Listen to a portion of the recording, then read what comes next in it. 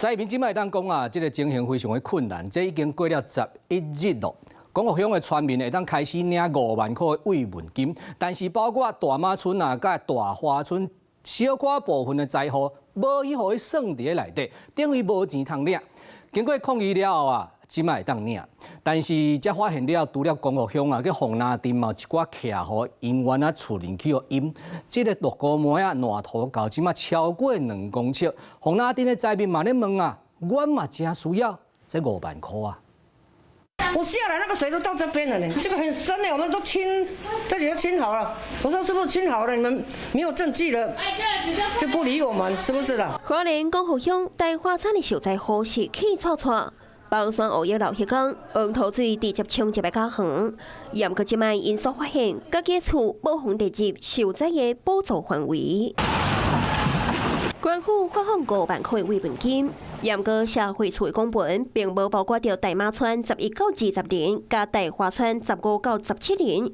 也就是讲，这几个受灾户必须爱付门牌号码，加厝内受灾状况，都爱登记注册，官府才会核发。互受灾户话讲，实在不公平。因为我们有的不识字啊。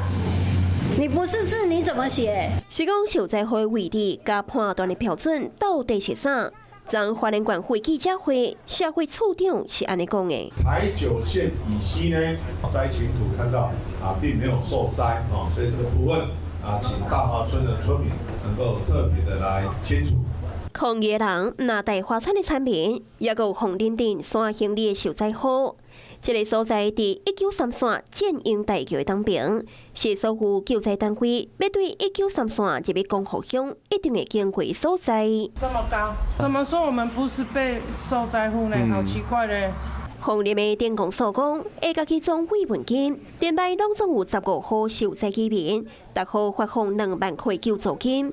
面对埋怨的声音，官府也赶紧修改补助的范围。经过讨论以后，也把将大马跟大华改为全村的保全户都能够纳入整个慰问金的领取范围。 今仔日早起，灾民前往农会，确认身份了后，领到逐户5万块慰问金。虽然有领到慰问金，也过要真正恢复家园，也可有真长的路爱行。